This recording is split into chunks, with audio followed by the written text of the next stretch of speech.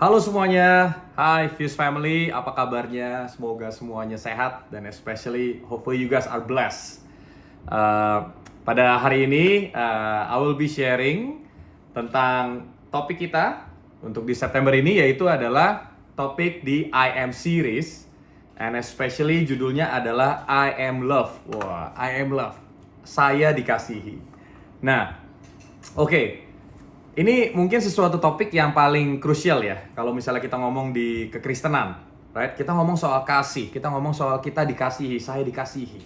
Sebenarnya apa sih artinya? Dan juga kenapa ini penting di dalam kehidupan kekristenan kita, right? Nah, kita bisa sama-sama mulai di sesi I Am Love ini, yaitu di Yohanes 4 ayat 8. Sama-sama mari kita baca ya. Barang siapa tidak mengasihi, ia tidak mengenal Allah, sebab Allah adalah kasih. Wow. Right, ini ayat pertama aja udah panci banget nih. Disebutnya adalah kalau misalnya Anda tidak mengasihi, kalau misalnya kita tidak mengasihi, berarti kita tidak mengenal Allah. Kenapa? Karena Allah adalah kasih. Wow, berarti artinya simple. Kalau misalnya kita menjadi seorang Kristen, di mana istilahnya kita bilang kita kenal Kristus, kita kenal Yesus, dan lain-lain, tetapi dalam kehidupan kita tidak bisa mengasihi, wah berarti ada sesuatu yang salah nih. Kenapa? Karena the embodiment of Christ itself itu adalah kasih itu sendiri. Right? Jadi Allah itu adalah kasih. Pada saat kita terima Kristus, pada saat kita terima Yesus, right? Pada saat kita terima Tuhan menjadi juru selamat kita, secara otomatis kasih sudah ada di dalam kehidupan kita. Jadi harusnya apa yang ada di dalam harusnya keluar, ya nggak sih? Makanya kenapa harusnya kita menjadi orang yang lebih bisa mengasihi. Of course kita bukan Tuhan, jadi mungkin kita nggak perfect. Kadang-kadang kita nggak bisa mengasihi dengan seperti Tuhan Yesus mengasihi kita atau mengasihi orang lain. Tetapi yang paling penting adalah di sini, di tahap ini kita harus tahu kalau misalnya Tuhan sudah berikan kita kekuatan dan kemampuan untuk mengasihi. Nah, contoh aja nih, kalau sekarang ini orang gampang banget untuk ngomong soal kasih, soal cinta gitu ya. Orang bisa ngomong easily, oh I love this chocolate gitu loh, I love this hobby gitu kan. Aku sayang banget, aku suka banget sama sesuatu ini gitu kan. Tapi on top of that, kita juga pakai bahasa yang sama untuk ngomong tentang, oh I love my family, I love my mom, right? Saya mengasihi, saya cinta orang tua saya cinta suami saya cinta istri saya cinta anak-anak saya. Tapi kita juga ngomong kayak, oh saya juga cinta coklat gitu. Maksudnya gimana? Zaman sekarang tuh kita terlalu mudah untuk mendefinisikan kasih itu dengan sesuatu yang sebenarnya tuh bukan makna utamanya, right? Sebenarnya kan maksudnya kan I love coklat maksudnya adalah oh ya saya suka makan coklat gitu kan. Oh ya saya suka sama hobi saya gitu kan. Oh berarti ya saya suka gitu. Tapi suka bukan artinya mengasihi, right? Jadi ini mungkin sesuatu yang kita harus sama-sama tahu dulu. Ini beda banget antara istilahnya yang kasih yang dimaksudkan sama Tuhan ini sebenarnya go way beyond daripada sekedar oh ya saya suka ini, saya suka itu, bukan. Right? Ini benar-benar kasih yang penuh dengan sesuatu yang luar biasa dari Tuhan, right? Dan bahkan butuh pengorbanan yang luar biasa juga dari Yesus, ya. Jadi ingat ya, kalau misalnya kita bisa bilang ya, of course kita tidak we don't love chocolate as much as our parents, of course, right? We don't love our hobby as much as our kids or our spouse, for example. Of course not, right? Jadi ini beda banget, apalagi kalau kita ngomong soal Tuhan. God does not love us cuma sekedar suka-suka aja. Enggak. God really truly love us to the level dimana di John 3:16, yaitu adalah dia memberikan anaknya yang tunggal yang sangat dikasihinya untuk kepada kita semua supaya kita tidak binasa karena dia menebus dosa kita. Sebegitu besar kasih, arti meaning dari kasih yang luar biasa. Kasih itu bukan cuma masalah feeling. Kasih itu bukan cuma I love it, feeling, perasaan. Kasih itu bukan cuma sekedar emosi. Oh ya, lagi semangat gitu kan. Emotional. It's not that. Love is not about feeling. Love is not about emotional, right? But love goes way beyond that, right? Namanya kenapa di sini kita coba sama-sama lihat apa sih sebenarnya definisi kita tuh dikasihi loh sebenarnya, right? Bukan cuma sekedar seperti orang tua kita mengasihi kita. Tuhan mengasihi kita lebih dari semua itu. Karena banyak dari kita tuh yang selalu mencari kasih. Karena kita by default itu, kita sebagai manusia, kita tuh mencari. Tanpa kita sadari, walaupun kita bilang, oh enggak, I'm okay by myself. Saya okay, saya kuat dengan diri saya sendiri dan lain-lain. No, by default at the end of the day, kita semua suka kalau dikasih yang namanya love, kalau dikasih yang namanya kasih. Nah, makanya kenapa kita jangan semudah itu untuk mendefinisikan kasih itu sesimpel itu saja, right? Ingat loh, Tuhan adalah kasih. Berarti definisi kasih itu sendiri adalah Tuhan itu sendiri. Yesus itu sendiri. Dan ini menurut saya sesuatu yang kita mesti benar-benar lihat. Karena sebenarnya gini, pada saat kita pernah gak sih ngerasa untuk kalau kita tuh susah banget untuk mengasihi orang lain. Kita susah untuk mengasihi orang lain dengan lebih baik dan lain-lain. Right? Karena kita merasa harus kita yang berusaha mengasihi. Padahal di sini jelas banget.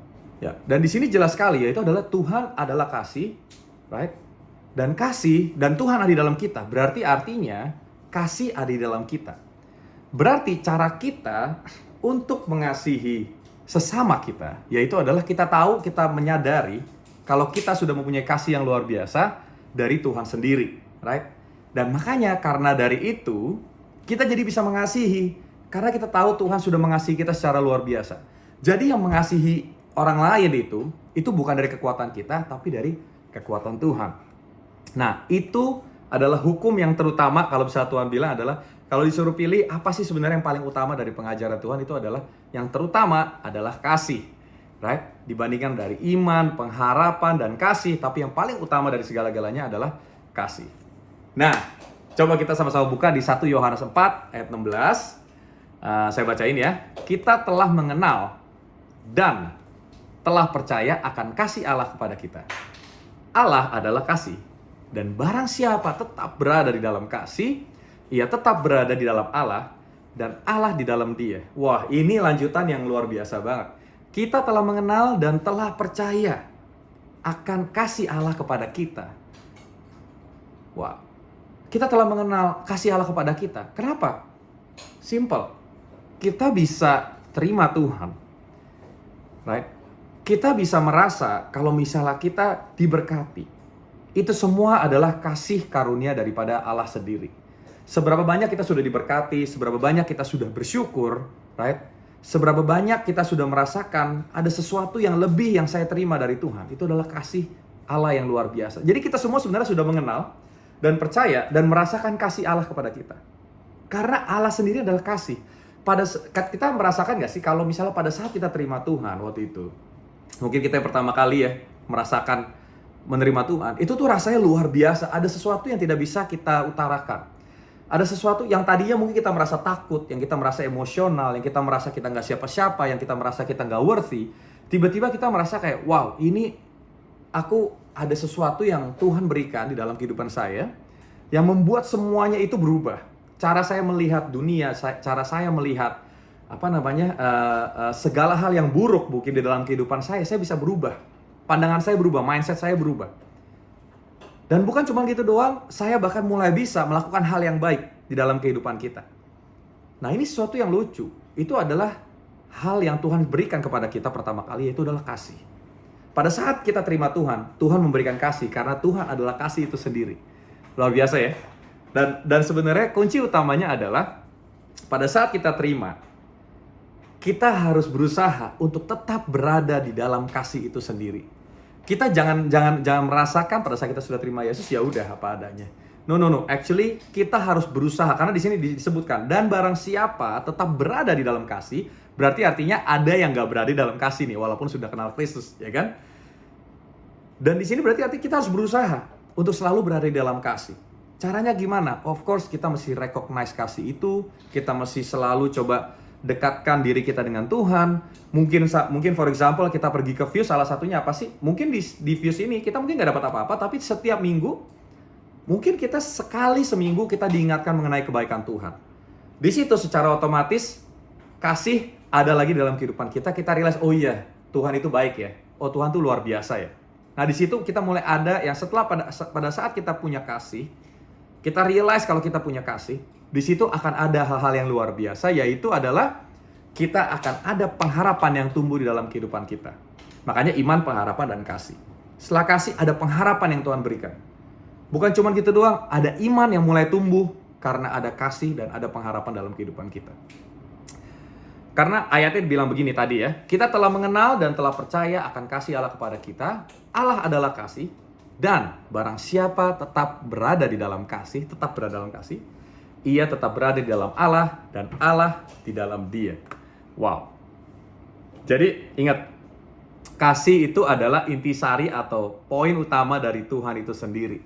Kita diciptakan oleh kasih dan untuk kasih. Makanya kenapa sebenarnya kalau ditanya orang berusaha mencari kasih, mencari cinta di orang lain, di pasangan, di pacar, mungkin di orang tua, di keluarga, ya kan, di bos atau di mana, kita berusaha mencari acceptance, right? Semua manusia kita berusaha untuk mencari diterima, mencari kasih dimanapun kita berada. Kita nggak akan berasa penuh dan bahkan mungkin kita malah berasa kurang terus, capek terus. Kenapa? Karena kita lupa kalau ternyata sebenarnya Tuhan sudah ada di dalam kita. Kasih sudah ada di dalam kita. Jadi, kalau misalnya kita hanya minta, kita expect untuk kita bisa mendapatkan kasih, kita tidak akan pernah merasa penuh. Tetapi satu hal yang perlu kita lakukan adalah kita realize kalau kita sudah mempunyai kasih karena ada Tuhan Yesus dalam kita. Itu yang paling penting. Pada saat kita sadar kalau kita punya kasih, ini beda. Daripada kita mencari dari orang lain, yang kita lakukan apa? Kita mulai menyebarkan kasih kepada orang lain. Karena kita merasakan kasih, kita tahu kita punya kasih dalam kehidupan kita. Kita ingin untuk orang lain merasakan kasih tersebut. Pada saat Anda memberikan kasih kepada orang lain, spread love gitu kan istilahnya kan? Kan bahasa gitu, spread love, not spread war gitu. Atau not spread hate gitu ya. Pada saat kita menyebarkan kasih, yang terjadi adalah saya percaya yang pertama kali diberkati itu bukan yang kita berikan kasih, tetapi adalah kita sendiri.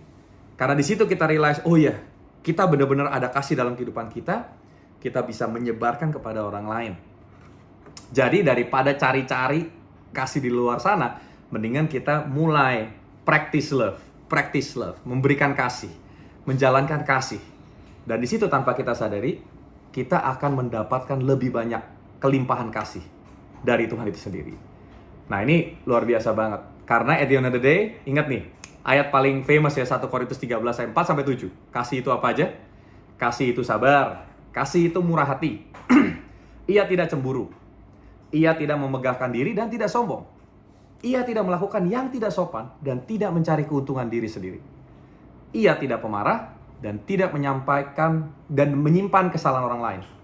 Ia tidak bersukacita karena ketidakadilan, tetapi ia bersukacita karena kebenaran. Ia menutupi segala sesuatu, percaya segala sesuatu, mengharapkan segala sesuatu, sabar menanggung segala sesuatu. Nah, pada saat kita mulai menerapkan kasih dalam kehidupan kita, ada satu hal yang luar biasa.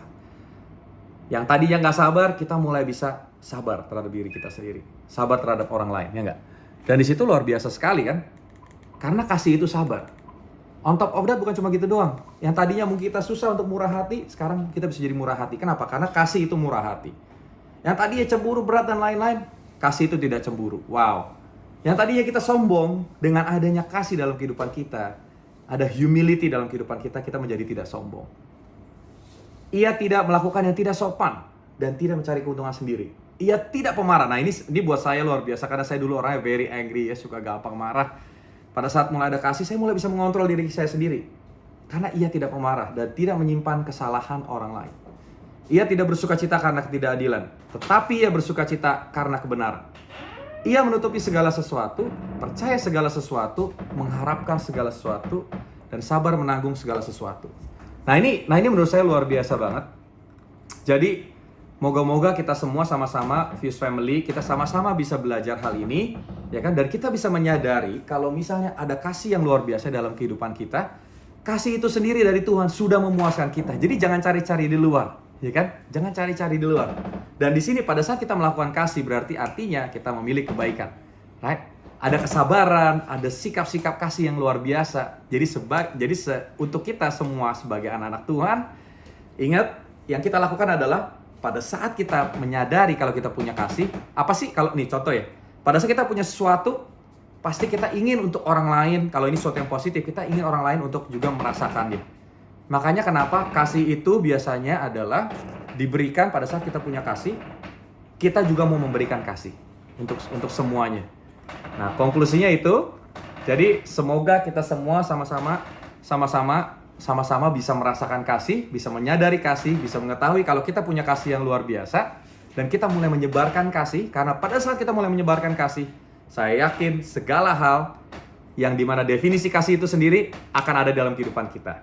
Kasih itu sabar, kasih itu murah hati, kasih tidak cemburu, tidak membanggakan diri sendiri, tidak sombong, tidak melakukan tidak sopan, tidak mencari keuntungan diri sendiri, tidak pemarah, tidak menyimpan kesalahan orang lain, dan juga tidak bersuka cita akan ketidakadilan, tetapi ia bersuka cita karena kebenaran. Semoga kita semua sadar, dan semoga sesi ini dari Who I Am, right? Sesi ini sebutannya ada I am love, aku dikasihi, bisa menjadi berkat buat kita semua, dan kita tahu kalau kita sudah dipenuhi dengan kasih dari Tuhan Yesus itu sendiri. God bless you, Gary di sini sharing, semoga semua diberkati. Amin, amin, amin.